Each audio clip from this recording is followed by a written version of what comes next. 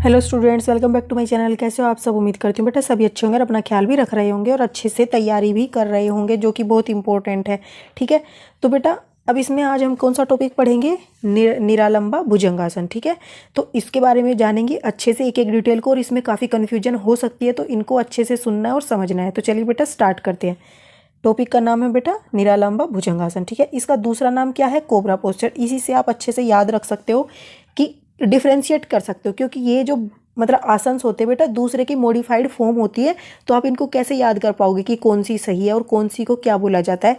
तो आप इनके सेकंड नेम से इनको याद रख सकते हो। तो ये कोबरा पोस्चर है बेटा, जो इसमें जो हमारा शरीर की जो मतलब कि इमेज लगती है जब हम इस आसन को करते हैं, तो कोबरा जैसी लगती है। ठीक है, this is modified simple form of bhujangasana. ठीक है, तो भुजंगासन होता है बेटा।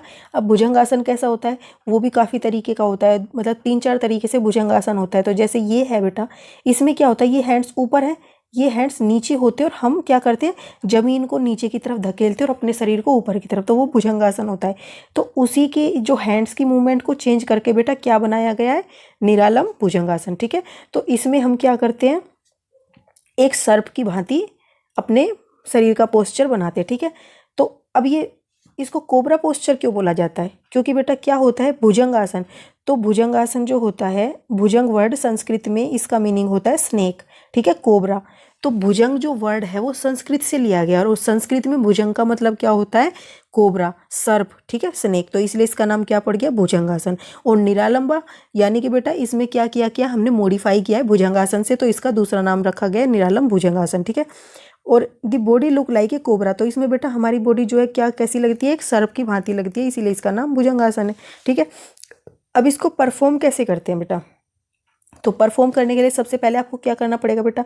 इस तरीके से पेट के बल लेट जाना है। ठीक है, जब पेट के बल लेटोगे तो आपको क्या करना है, जो आपका सिर है और माथा है बेटा, वो क्या करना चाहिए? ग्राउंड को टच करना चाहिए। हैंड्स इस तरीके से होने चाहिए आपके। ठीक है, हथेलियों के बल जमीन को या उसको फर्श को स्पर्श करने चाहिए, और जो आपकी एड़ियां हैं और पंजे आपस में एक दूसरे से मिले हुए होने चाहिए। ये स्टार्टिंग पोजीशन है। अब इतना आपने कर लिया, तो फिर आप क्या करोगे बेटा? फर्श की तरफ हाथों पे बल लगाते हुए अपने शरीर को ऊपर उठाओगे, सांस लेते हुए। ठीक है, तो सांस लेते हुए बेटा जब आप ऊपर उठाओगे तो वो कुछ इस तरीके से ऊपर उठाते जाना है, लेकिन हैंड्स यहाँ पर ऐसे हैं। आपको हैंड्स कैसे रखने हैं? इनके ऐसे सीधे होते जाएंगे हैंड्स, और बेटा फेस आपका इस तरीके से हो जाएगा। और फिर आपको क्या करना है? फेस को पीछे की तरफ ले जाना है। ठीक है, मतलब कि सिर को थोड़ा पीछे लेकर जाना है, कुछ देर के लिए उसको वहाँ रखना है। फिर क्या करोगे? अपने सिर को आगे लेके आओगे, और फिर क्या करना है बेटा? हैंड्स को, जो ये आपके हैंड्स थे फर्श की मतलब कि इस तरीके से होंगे। रुक जाओ बेटा, मैं बताती हूँ, 1 मिनट। जैसे अब ये लेटे हुए हो, तो आप इस तरीके से ऊपर उठे, लेकिन आपके हाथ क्या है? इस तरीके से होंगे दोनों साइड। ठीक है, तो आपको फिर इनको क्या करना है? कोहनी के बल लाना है, यानी कि अब आपकी हथेलियां स्पर्श नहीं करेंगी फर्श को। क्या स्पर्श करेगा? कोहनी स्पर्श करेगी, जैसे यहाँ पर की हुई है। और आपके हथेलियां कहाँ पर होंगी बेटा? इस तरीके से होंगी दोनों साइड आपके फेस के, और इस तरीके से लगना चाहिए कि आपका जो फेस है वो क्या कर रहा है? उस पर आपकी हथेलियों पर रेस्ट कर रहा है। ठीक है, उन पर टिका हुआ है। तो इस तरीके से रखना है आपको। और इसको बेटा आप कहाँ तक अपने आप को ऊपर ले जा सकते हो? आपको इतना हिस्सा जो है बेटा जमीन पर या फर्श पर टिका कर रखना है, और जो आपकी नाभि होती है बेटा वहाँ तक क्या कर सकते हो? आप अपने शरीर को ऊपर उठा सकते हो, यानी कि बेंड कर सकते हो इस तरीके से। ठीक है, तो उम्मीद करती हूँ आपको अच्छे से समझ आया होगा। और बेटा इसमें क्या करना है? अपने आप को काफ़ी टाइम के लिए रख सकते हो। ठीक है, अब रिलीज करने के लिए क्या करना पड़ेगा बेटा? पहले अपनी बाजुओं को उसी पोजीशन में लाना है, यानी कि फर्श पर कंधों के साइड में, बिल्कुल कंधों के पास में होनी चाहिए, आगे पीछे नहीं होनी चाहिए। ठीक है, जैसे यहाँ पे दिखाया हुआ है कि कंधे के बिल्कुल साइड में होनी चाहिए, या ऐसे कह सकते हो कि कंधे के बिल्कुल नीचे तक इस तरीके से ले आना है दोबारा से। ठीक है, फिर इनको इस तरीके से लाने के बाद आपको ऐसे ही थोड़ी देर के लिए विश्राम करना है। ओके, और फिर आप दोबारा से इसको रिपीट कर सकते हो। इस तरीके से आपको ये कोबरा पोस्चर को करना है। ठीक है, अब इसमें क्या क्या ध्यान रखना होगा बेटा? इसमें आपको हमेशा, मैंने पहले भी बताया बेटा, कि जब भी हम ऊपर उठाते शरीर को तो क्या करते हैं? हम सांस लेते हैं, लेकिन जब हम शरीर को नीचे मतलब झुकाते हैं तो क्या करते हैं? सांस को छोड़ते हैं। ये इंपॉर्टेंट और अच्छा लॉजिक है जो याद रहेगा आपको। ठीक है, तो आपको क्या करना है इसमें बेटा, अच्छे से सांस लेना है। Practice this asana as per the optimal capacity of without any discomfort. और बेटा इसको आप अपनी क्षमता के अनुसार अपनी इच्छा से कर सकते हो। इसमें कोई ऐसी क्राइटेरिया नहीं है कि इतने टाइम के लिए इतना और इस तरीके से ही करना है। आपको जैसे कंफर्टेबल फील हो इस तरीके से आप कर सकते हो। Do not apply undue force. और बेटा कुछ भी किसी भी पोस्चर में एक्स्ट्रा तो फोर्स लगाना चाहिए ही नहीं, क्योंकि उससे हमारी नसों पर जोर पड़ता है। When bending the body backward, तो बेटा मतलब बैकवर्ड मतलब इस तरीके से जब आप बेंड करते हो तो be sure not to make any violent jerk, मतलब कि आपको एकदम से अचानक से नहीं जाना। पता चले आपकी यहाँ से रीढ़ की हड्डी टूट गई और आगे आप अनुलोम विलोम करने लायक भी नहीं बचे, बैठने लायक भी नहीं बचे, ठीक है। तो आराम से लेकर जाना है, श्वास लेते हुए ऊपर की तरफ, ठीक है। तो इन बातों का ध्यान रखना है। तो ये तो थी बेटा ध्यान रखने योग्य बातें। अब बेटा इसके बेनिफिट्स जान लेते हैं कि बेनिफिट्स क्या क्या हैं इसके, ठीक है। तो it helps in removing pain of the neck and जाज, ठीक है। तो बेटा ये क्या करते हैं कि हमारी जबड़ों के पेन को और नेक गर्दन के पेन को रिमूव करने में हमारी हेल्प करती है, ठीक है। तो अब this posture give rest to the body and keep the spine and neck healthy. और बेटा ये क्या करता है, हमारे जो शरीर है उसको आराम देने में भी हेल्प करता है। अब तुम देख रहे होंगे हम ज़्यादातर कभी भी लेट रहे होंगे तो हम आधे से ज़्यादा टाइम तो बिना किसी इंटेंशन के इसी पोस्चर में लेटे होते हैं। तो वो क्या करता है, हमारे शरीर को आराम देता है, ठीक है। और क्या करता है, ये स्पाइन को और गर्दन को हेल्दी बनाता है, ठीक है।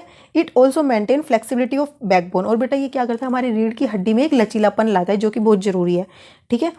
अगर किसी को बैक में पेन हो जाए तो बेटा फिर उसको झुकना मना कर दिया जाता है, ठीक है। तो अगर ये प्रैक्टिस करोगे तो ये दूर हो सकती है। It gives exercise and gives exercise to the nerves attach to the spine. और ये क्या करता है बेटा, जो हमारी बैकबोन है उसके अंदर जो स्पाइन है उसमें क्या करता है, मेरुदंड है उसके जो नर्व्स अटैच हैं उनकी एक्सरसाइज करवाता है, ठीक है। तो इससे भी क्या होता है, फ्लेक्सिबिलिटी आती है हमारी बैकबोन में। It also very useful in asthma. तो बेटा जो अस्थमा के पेशेंट हैं उनके लिए बहुत ही हेल्पफुल रहता है, ठीक है। तो यहाँ से क्वेश्चन बन सकता है कि अस्थमा के रोगी के लिए कौन सा पोस्चर है, कौन से पोस्चर को वो कर सकते हैं। या फिर आ सकता है कि ये वाला पोस्चर दे देंगे, नाम दे देंगे या डायग्राम दे देंगे, बोलेंगे कि इसमें ये किसके लिए फ़ायदेमंद है, ठीक है। सबसे ज़्यादा तो रोग की दृष्टि से तो बेटा ये किसके लिए हेल्पफुल है, अस्थमा पेशेंट के लिए, ठीक है।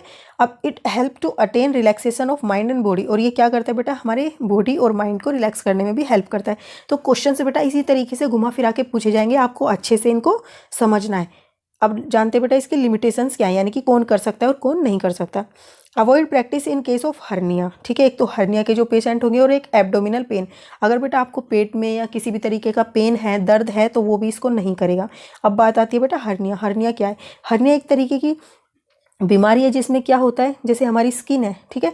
तो नाभि हो गई या हमारा पेट हो गया या बेटा थाइज होती है, तो वहाँ पर क्या होता है, कुछ एक्स्ट्रा पार्ट जो है हमारा बाहर निकल आता है, ठीक है। मतलब जो हमारे इंटरनल ऑर्गन्स होते हैं तो वो क्या होते हैं, बाहर रहते हैं, मतलब बाहर निकल आते हैं स्किन से, जिसकी वजह से क्या होता है, हमारी स्किन जो है थोड़ी सी उभरी हुई दिखती है। तुम कह सकते हो कि गांठ हो गई जैसे, ठीक है। तो उस तरह के पेशेंट भी इसको नहीं करेंगे, ओके। और ये ज़्यादातर इस हिस्से में होता है, तो इसी वजह से ये वाला एक्सरसाइज वो जो पेशेंट है हर्निया के वो इसको नहीं करेंगे, ठीक है। तो ये ध्यान देने वाली बातें थी। और बेटा यही डिजीज़ हो गई, कौन कर सकता है कौन नहीं कर सकता, क्या ध्यान रखना है इसमें, इन्हीं चीज़ों से क्वेश्चंस बन सकते हैं। उम्मीद करती हूँ आपको अच्छे से समझ आया होगा। तो बेटा नेक्स्ट टॉपिक हम अपनी नेक्स्ट वीडियो में करेंगे। इस वीडियो में इतना ही। तो तब तक के लिए ऐसे ही हंसते रहिए, मुस्कुराते रहिए, पढ़ते रहिए और आगे बढ़ते रहिए। Thank you.